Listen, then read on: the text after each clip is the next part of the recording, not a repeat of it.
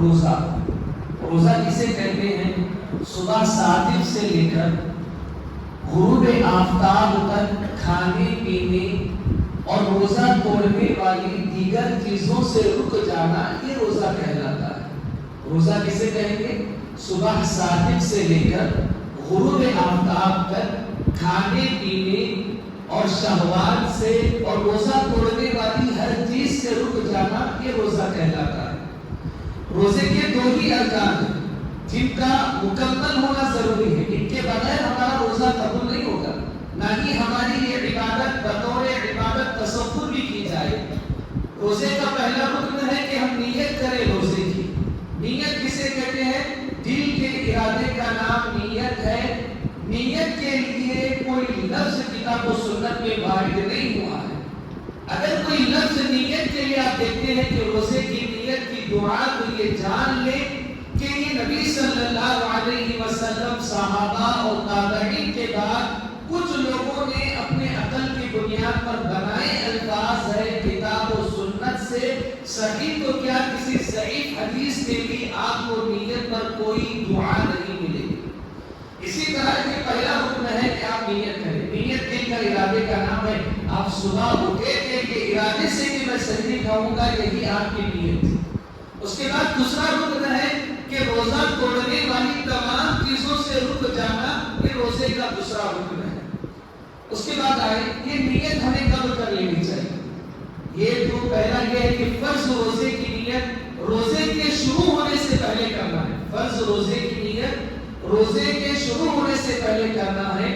البتہ رمضان المبارک کی ابتدا میں اگر کسی نے یہ ارادہ بنایا کہ میں اس ماہ مقدس کے تمام روزوں کا اہتمام کروں گا، تو اس کے پہلے دن کی نیت ہی تمام روزوں کے لیے کافی ہو جائے۔ گرچہ وہ کسی دن سحری میں نہ اٹھے، نہ کھائے، سوتا رہ جائے، بعد میں خیال آیا کہ سحری نماز فجر مجھ سے چھوٹ چکی ہے، تب بھی وہ اپنا روزہ مکمل کر سکتا ہے، کیونکہ ابتدائے رمضان میں ہی اس نے تمام روزوں کی نیت کرنی تھی۔ البتہ نفلی روزوں کے لیے روزے کے شروع ہونے سے پہلے نیت کا کرنا ضروری نہیں۔ فرض روزے میں روزے کے شروع ہونے سے پہلے نیت کا کرنا ضروری ہے۔ نفلی روزے میں روزے کے درمیان بھی نیت کر سکتے ہیں۔ مان لیں اب صبح بیدار ہوئے اور اس کے بعد اپنے گھر گئے اور پھر یہ ارادہ بنا کہ آج میں روزہ رکھوں گا، تو آپ اپنا روزہ مکمل کر سکتے ہیں۔ گرچہ نماز فجر میں یہ ارادہ نہ تھا اور آپ نے سحری بھی نہیں کی، آپ نے صبح 10-11 بجے یہ ارادہ بنایا، تو آپ اپنے اس ارادے کے مطابق اپنا روزہ مکمل کر سکتے ہیں۔ جیسے نبی صلی اللہ علیہ وسلم اپنی بیویوں میں سے کسی کے پاس جاتے پوچھتے کھانے کے لیے کچھ ہے، بیوی کہتی کہ کھانے کے لیے کچھ نہیں، تب نبی صلی اللہ علیہ وسلم کہتے کہ اب تو میں روزے سے، یعنی آپ نے صبح صادق میں یعنی سحری کے وقت میں کوئی نیت نہیں باندھی تھی۔ گھر میں کھانا نہیں ہے، اس لیے آپ نے نفلی روزے کی نیت کر لی۔ تو نفلی روزے کے لیے صبح صادق سے پہلے نیت کا ہونا ضروری نہیں ہے، البتہ فرض روزے کے لیے نیت کا ہونا ضروری ہے۔ اب دو قسم کے روزے مسلمانوں پر واجب ہیں، دو قسم کے۔ ایک تو رمضان المبارک کے روزے، مکمل روزے واجب ہیں جو کبھی 30 کبھی 29 بنتے ہیں۔ اس کے علاوہ وہ روزہ واجب ہے جس کو مسلمان اپنے اوپر واجب کر لیتا ہے۔ جیسے مان لے کسی نے نظر مانی کہ اگر میرا کام ہو گیا تو میں یہ روزہ رکھوں گا، یہ روزہ اللہ کی جانب سے اس پر فرض نہیں تھا۔ اب اس نے نظر مانی کہ میرا یہ کام ہو گیا تو میں روزہ رکھوں گا، اب یہ روزہ اس پر فرض ہو گیا ہے۔ اگر کام اس کا مکمل ہوتا ہے تب اسے اس روزے کا اہتمام کرنا ہوگا۔ روزے کی حالت میں کرنے والے مسنون اور مستحب اعمال بتاتا ہوں کہ ہمیں روزے میں کیا کرنا چاہیے اور روزے میں ہمیں کیا نہیں کرنا چاہیے۔ سب سے پہلا یہ ہے کہ روزے کی حالت میں ہمیں سحری کر لینی چاہیے۔ سب سے پہلا عمل سحری کرنا روزے کی حالت میں، یہ سب سے مستحب عمل ہے۔ نبی صلی اللہ علیہ وسلم نے فرمایا تسحروا فإن في السحور برکۃ، کہ سحری کر لیا کرو کیونکہ سحری کے کھانے میں اللہ رب العالمین نے برکت رکھی ہے۔ کہ اس طور پر بھی برکت ہو سکتی ہے کہ تھوڑی سی غذا آپ کے پورے دن پر آپ کے جسم کو تقویت پہنچا سکتی ہے۔ یہ غذا آپ کی بیماریوں सकती है। सहरी का करना आपको सेहतमंद बना सकता है। हर किस्म की बरकत की उम्मीद करते हुए हम सहरी का खाना खाएं। और इसी तरह मुस्तहब ये है कि आप सहरी के खाने में ताखीर करें, जल्दबाजी ना करें, आराम से। जैसे आज का वक्त 5:15 या 14 था, तो आप उस वक्त तक खाना खाएं। ऐसा नहीं कि आपने 4:30 बजे ही खा पी कर फारिग हो गए और उसके बाद आराम से रहने लगे। नहीं, आपको आखिरी वक्त तक खाना, ये नबी सल्लल्लाहु अलैहि वसल्लम के मसनूनात में से है। इसी तरह रोजे की हालत में एक मसनून अमल ये है कि आप इफ्तारी में जल्दी करें। बहुत सारे लोग, इससे पहले भी मैंने बताया कि इफ्तार के मौके पर, इफ्तार का वक्त होने के बाद भी दुआएं करते रह जाते हैं, दुआएं कर रहे हैं। नहीं, ये आपके लिए ज्यादा बेहतर नहीं है। आपके लिए ज्यादा बेहतर अमल ये है कि इस मौके पर फौरी तौर पर आप इफ्तार कर लें। ये आपकी दुआ से ज्यादा बेहतर अमल है। और इसी तरह मसनून अमाल में से ये है कि आप खजूर खाकर इफ्तार करें। अगर खजूर मुयस्सर ना हो तो पानी के जरिए इफ्तार करें। पानी मुयस्सर ना हो तो आप कुछ भी खाकर इफ्तार करें। डायरेक्ट आपको इफ्तार करना ही है।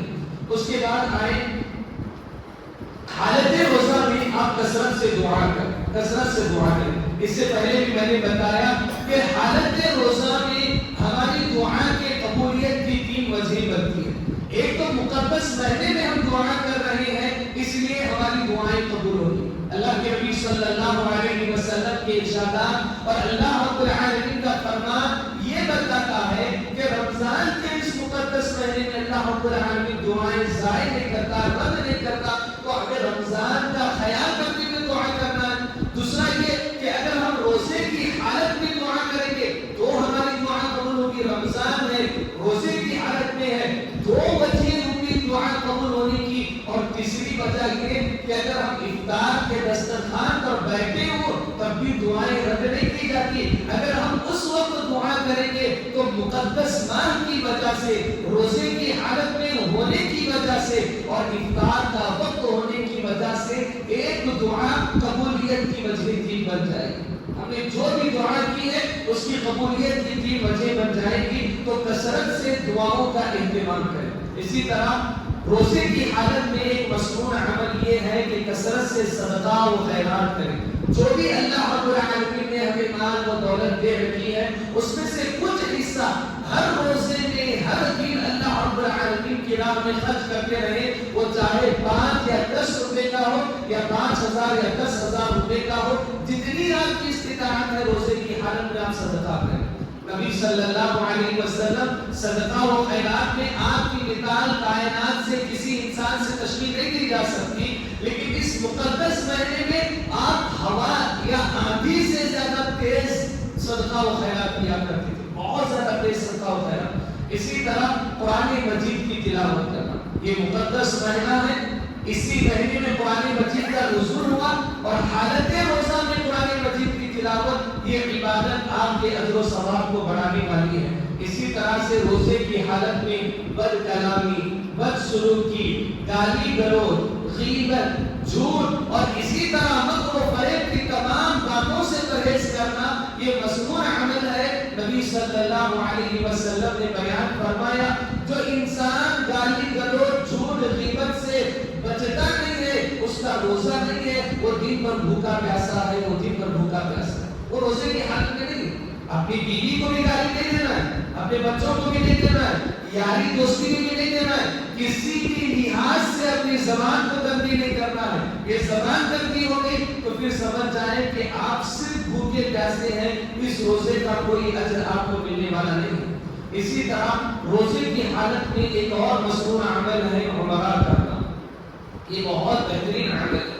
अल्लाह रब्बुल आलमीन ने जिसे ईमान व दौलत दे रखी है, रमजान के इस मुकद्दस महीने में वो उमरा करने की जरूर कोशिश करें। 2 फायदे इससे पहले मैंने बताए। पहला फायदा ये है कि रमजान में उमरा करना हज करने का अजर व सवाब है। रमजान में उमरा करना हज करने का अजर व सवाब है। दूसरा ये है कि रमजान में उमरा करना गोए नबी सल्लल्लाहु अलैहि वसल्लम के साथ हज करना, ये बहुत बड़ा अजर है। اسی لیے رمضان میں اگر کسی کو سہولت ملتی ہے مالی اعتبار سے، وقت کے اعتبار سے، طاقت کے اعتبار سے، تو ایسے انسان کو ضرور عمرہ کی ادائیگی کا لینا چاہیے۔ اسی طرح رمضان المبارک کے مقدس اعمال میں یا حالت روزہ میں ہونے والے اعمال میں یہ ہے کہ آپ زیادہ سے زیادہ اللہ رب العالمین کا ذکر کریں، اللہ رب العالمین کو کثرت سے یاد کریں، اٹھتے بیٹھتے سوتے جاگتے اللہ کو یاد کریں، سبحان اللہ، الحمدللہ، اللہ اکبر۔ وقت ملتا ہو قرآن مجید کی تلاوت کریں، بلکہ اپنا ایک عزم بنا لے، اپنا ایک شیڈول بنا لے کہ مجھے اس ماہ مقدس میں کم از کم 2 مرتبہ قرآن مجید مکمل ختم کرنا ہے، 2 مرتبہ ختم کرنا ہے۔ اور اگر کسی کو قرآن مجید صحیح طور پر پڑھنا نہ آتا ہو تو کسی استاذ کو تلاش کر لے کہ اس مقدس مہینے میں میں قرآن مجید کی تلاوت اس کے تجوید کے ساتھ کرنے کی، اگر اس کی تجوید کے ساتھ مکمل تلاوت کرنے کی کوشش کروں گا یا قرآن مجید کی تلاوت میں سیکھ لوں گا، اس بات کی وہ کوشش کرے۔ تو یہ روزے کے حالت میں ہونے والے مستحب اور مسنون اعمال تھے جو میں نے آپ کے سامنے رکھے۔ روزہ اور اس سے متعلقہ مسائل پر انشاءاللہ کل بھی درس ہوگا۔ اللہ رب العالمین سے دعا ہے کہ رب العالمین ہمیں کتاب و سنت کی باتیں سننے، سمجھنے اور پھر اس پر عمل کرنے کی توفیق عطا فرمائے۔ السلام علیکم۔